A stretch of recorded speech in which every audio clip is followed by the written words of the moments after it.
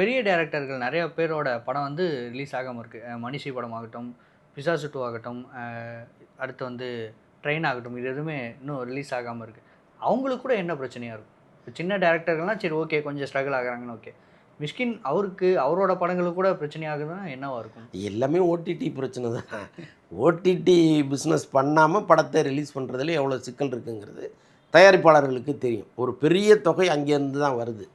படம் ஒருவேளை தியேட்டருக்கு வந்து சரியாக போகலை அப்படின்னா ஓடிடி அதுக்கப்புறம் பிஸ்னஸ் பண்ணவே முடியாது. ஸோ அப்படி ஒரு சிக்கல் இருக்கிறதுனால முதல்ல ஓடிடி பிஸ்னஸ் பண்ணிவிட்டு படத்தை ரிலீஸ் பண்ணுவோம்னு தள்ளி தள்ளி போட்டுகிட்டே இருக்காங்க.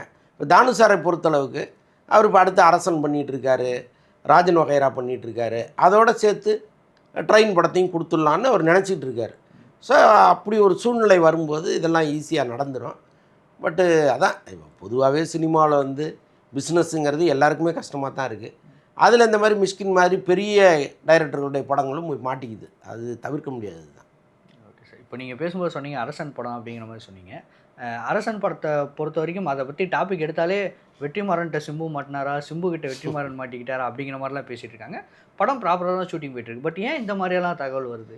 இல்லைங்க, சிம்பு மீது நீண்ட காலமாகவே ஒரு கருத்து இங்கே இருக்குது. அவர் ஷூட்டிங் ஒழுங்காக வரமாட்டார், வந்தாலும் சரியாக ஒத்துழைப்பு கொடுக்க மாட்டார் அப்படின்லாம் பல பேர் இங்கே சொல்லி ஒரு வகையில் அது உண்மையாக இருந்துச்சு. அது பழைய காலம். இப்போ சிம்பு டோட்டலாக மாறிட்டார், ஆனால் மக்கள் நம்ப மாட்டேங்கிறாங்க.